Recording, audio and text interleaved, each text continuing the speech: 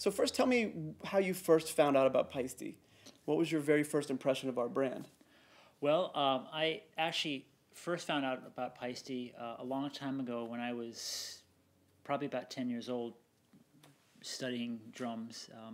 One of my first ride cymbals was a Paiste 2002, 20-inch ride, which I loved. And I have had a set of 13-inch Sound Edge 2002s, hi-hats, which I still have. And I always loved those cymbals. They were just beautiful, and they really stood out from the other cymbals that I had. I got hooked up with Paiste through a roommate friend of mine who is a drummer, and his teacher at the time was Ian Froman, and so he talked to Ian about me, and I met up with Ian, and Ian basically set me up with my first set of Paiste cymbals.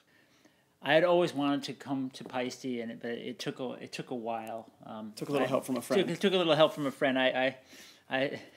And as you know, at the time, Rich Manjacaro, who is he's one of my still dear friends, but I still have the rejection letter from him. So I'm glad we finally came around. But it's a true blessing to be on board, and it's awesome. Are there other artists' sounds that kind of influenced you with the Paiste thing? Were there Paiste drummers who also brought you into to hearing the things that you hear with us? Well, I would say one of the first really unique sounds that I remember that were Paiste was I remember hearing listening to Jack DeJohnette play. It was an early album, I think, with Pat Metheny and Charlie Hayden, and I remember his ride cymbal sound, the compositions were maybe 20 minutes each, and sure. The whole time he was doing this crazy fast ride pattern, and I think one of the cymbals was a flat ride, and I just remember loving the sound of that. People like Paul Wertigo, who are always so into different sounds, and they had these huge Paiste setups, and just listening to the different characteristics of each cymbal was, each cymbal was like an instrument in itself. Those guys are both very ride heavy artists. So yeah, it's interesting that that's kind of the big part of the sound that brought you there. I loved it. It was and then later, listening to John Bonham and just hearing the weight of those hi-hats, Sure. those 15-inch hi-hats that he was playing, and Steve Jordan also to me was a huge influence in the sound of the cymbals. I loved the sound of sort of the sloshy hi-hats and and the sort of open ride. Paiste's got so much to deliver to the average drummer. You can get a cymbal that's sort of washy, or a cymbal that's more controlled, a cymbal with a great bell. It's just loads to choose from, and in each cymbal, it's got its own unique voice. They're just they're like instruments unto themselves. Well, we think a big part of our job is to widen our palette so that you as an artist can widen yours. Mm-hmm. So that's exactly what it is. So tell us about the palette of sounds you use now. What is your current setup? Right now, for hi-hats, I've been on a 16-inch hi-hat kick. That's, mainly responsible to Steve Jordan, and I always loved bigger hi-hats. I mean, no, I shouldn't say that. I don't always love them, but now, just the sound of it, sort of in conjunction with a big bass drum sound, sometimes a tighter snare drum sound. I just like that combination. Yeah, pretty contrasty sounds. Yeah, big hi-hats and a small snare drum sound. So right now, I'm using these 16-inch prototypes, which are the 20 series prototypes, and they're just beautiful. They have that great sloshy sound, but they don't. The nice thing about them is that they're not overbearing. Sure. Sort of as some bigger cymbals can just kind of take over the mix. These are very controlled. You know what I mean? Which I like a lot in cymbals, is that you play them and they sort of get out of the way quickly. Sure. I think that comes also with, developing your technique as a player, being able to handle a larger cymbal like you do. Yeah. I mean, a lot of times I'll find myself hitting the cymbal with more, of the meatier part of the stick, but, it sounds great with the tip too. And then the next cymbal that I've been using is an 18-inch 20 series light crash. Basically because, again, like I said, it gets out of the way quickly, but it's got a really nice, deep, resonant tone. Sure. So it has a weight to it, but it gets out of the way. And then for my ride cymbal, lately I've been using a 22-inch dark metal ride. Sure, the signature. The signature dark metal ride. Stuart Copeland was a huge inspiration to me, and I always loved the sound of the bell that he used. Sure. I've been listening to like tunes like Synchronicity 1.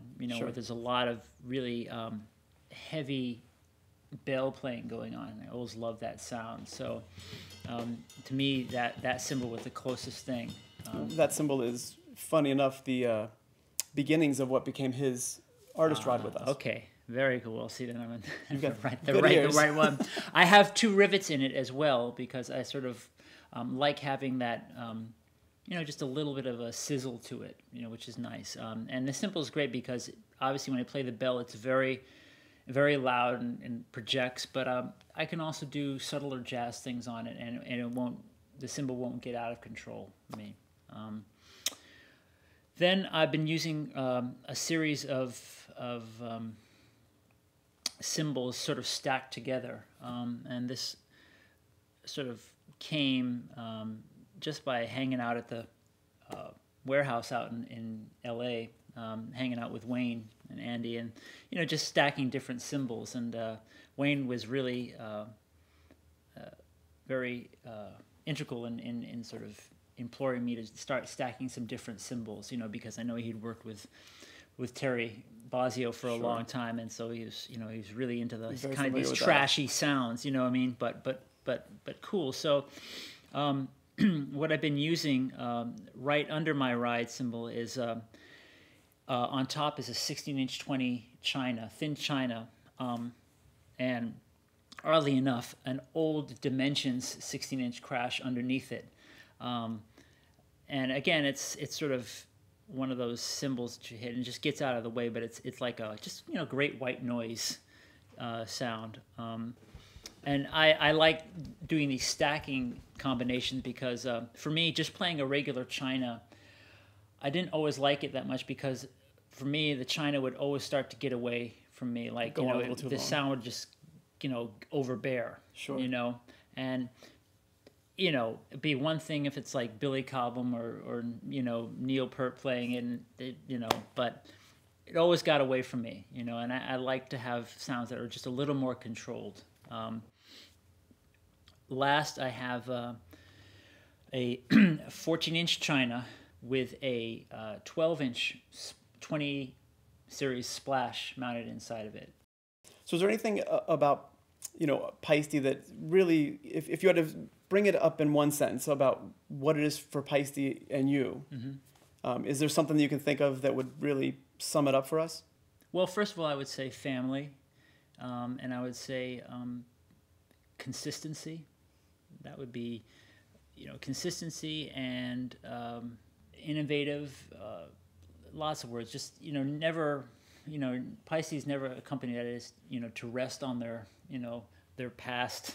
Sure, we try to think forward. Yeah, they try and, guys try and think forward and really listening to what people have to say, and as I said, it is it is very hard to find a company where you feel like it's a real family. You know what I mean? And I think for me that's an important thing. It's like, okay, these guys make a great product, but we can go and have lunch and talk about stuff that has nothing to do with music, Sure. And it's that kind of thing.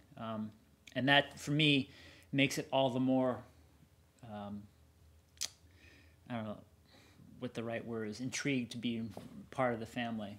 Cool. And we're thrilled to have you as part of the family. Well, I am thrilled as well. Cool. Well, thank you, Tobias. Absolutely. Thank you. Cool.